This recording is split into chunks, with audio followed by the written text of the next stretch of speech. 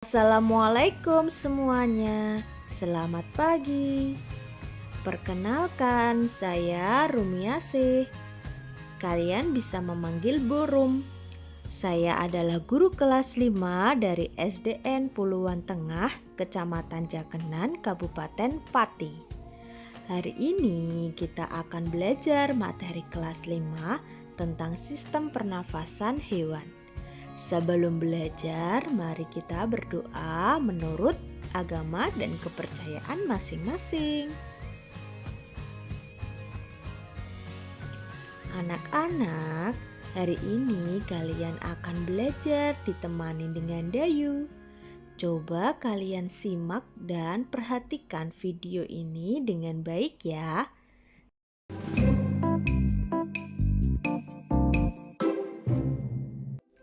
Halo teman-teman, tahukah kalian jika makhluk hidup sangat membutuhkan oksigen?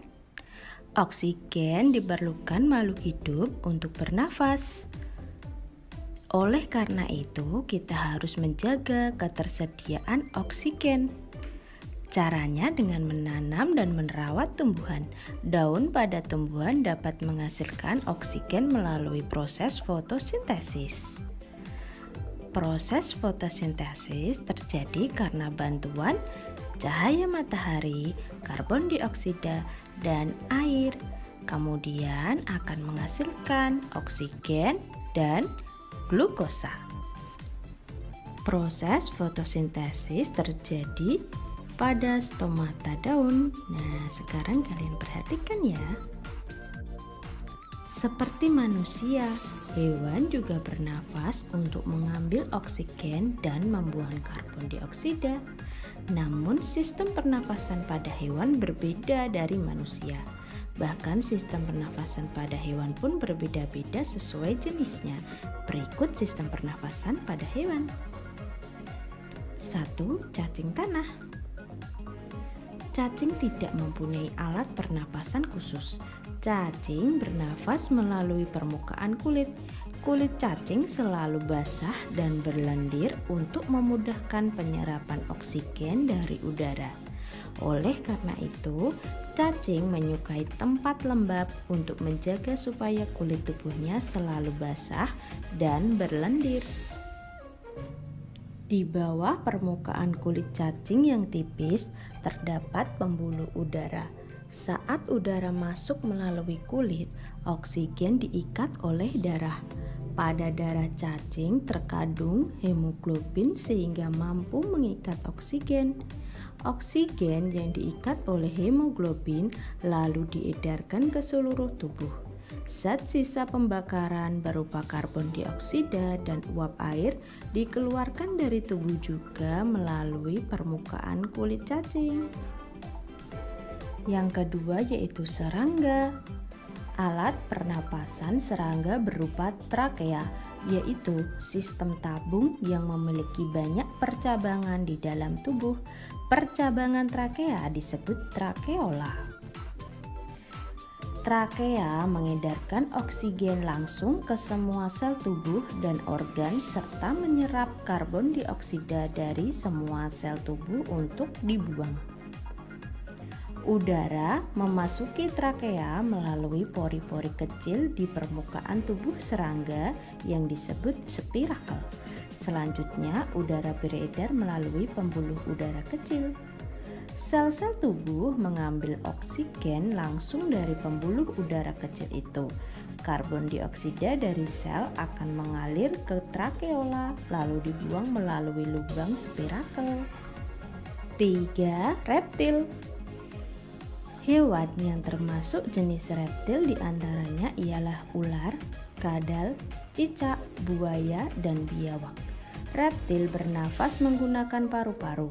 Udara masuk melalui hidung lalu ke batang tenggorokan, kemudian ke paru-paru.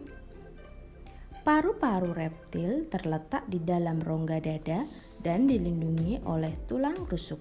Paru-paru reptil lebih sederhana dengan beberapa lipatan dinding yang dapat memperbesar permukaan paru-paru, sedangkan paru-paru kadal dan buaya lebih kompleks dengan beberapa belahan dan bertekstur seperti spons.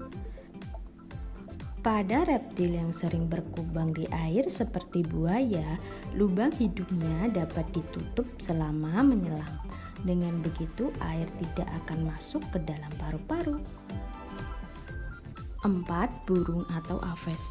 Burung bernafas dengan sepasang paru-paru. Paru-paru burung terletak di dalam rongga dada. Udara yang mengandung oksigen masuk melalui lubang hidung pada pangkal paruh sebelah atas. Selanjutnya, udara masuk ke pembuluh udara yang disebut trakea. Dari trakea, udara sebagian masuk ke paru-paru dan sebagian lagi masuk ke kantong udara. Burung menghirup udara sebanyak-banyaknya saat tidak terbang. Sebaliknya, saat terbang, burung tidak menghirup udara. Kantong udara burung berfungsi sebagai tempat menyimpan udara. Kantong udara juga membantu burung mencegah hilangnya panas tubuh yang terlalu besar dan memperkeras suara. Yang kelima yaitu amfibi.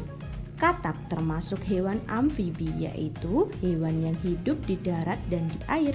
Saat masih berupa kecebong, katak hidup di dalam air dan bernafas menggunakan insang. Setelah berumur 9 hari, kecebong bernafas menggunakan insang dalam.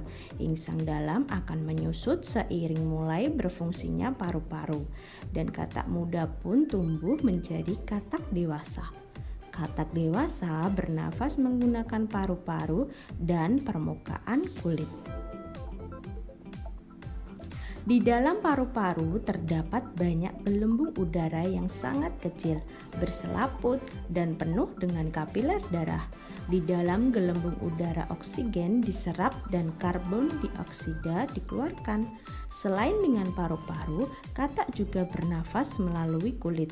Permukaan kulit katak selalu basah agar memudahkan penyerapan oksigen dari udara. Yang selanjutnya yang keenam yaitu mamalia. Mamalia adalah jenis hewan yang menyusui anaknya. Ada 2 jenis mamalia, yaitu mamalia darat dan mamalia air.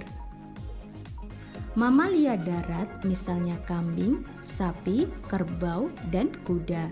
Mamalia air misalnya paus, duyung, dan lumba-lumba.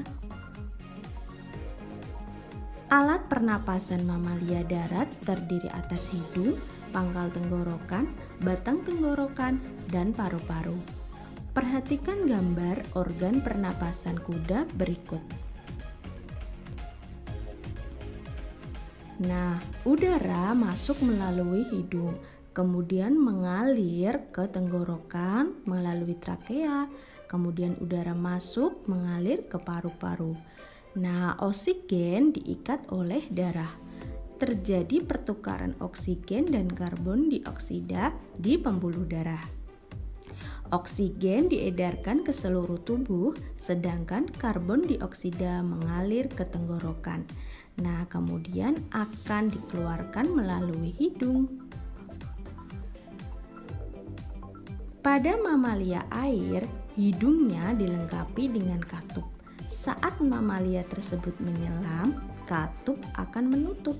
Sebaliknya, saat mamalia tersebut muncul ke permukaan air, katup terbuka. Saat itulah mamalia air tersebut akan menghirup oksigen serta mengeluarkan karbon dioksida dan uap air. Yang ketujuh yaitu Pisces. Ikan bernafas dengan organ khusus mirip saringan yang disebut insang. Insang berbentuk lembaran tipis berwarna merah muda dan selalu lembab. Insang terdapat tepat di belakang rongga mulut pada kedua sisi kepala ikan. Biasanya insang dilindungi oleh selaput atau rangkai yang disebut tutup insang, operculum. Mulut ikan dan insang bekerja bersama-sama seperti pompa isap air. Pertama-tama tutup insang menutup. Secara bersamaan mulut terbuka dan dinding mulut mengembang. Saat itulah air terisap masuk. Kedua, rongga mulut menyempit dan mulut menutup. Secara bersamaan tutup insang terbuka. Akibatnya air keluar dari mulut dan melewati insang. Saat itulah oksigen dari dalam air terserap dan karbon dioksida dikeluarkan. Teman-teman, demikian pembelajaran kali ini. Nah, sekarang kalian sudah paham kan sistem pernafasan pada hewan? Ada yang menggunakan paru-paru, trakea, insang, permukaan kulitnya, dan sebagainya. Semoga ilmu yang kalian dapat bisa bermanfaat. Terima kasih dan sampai jumpa semuanya.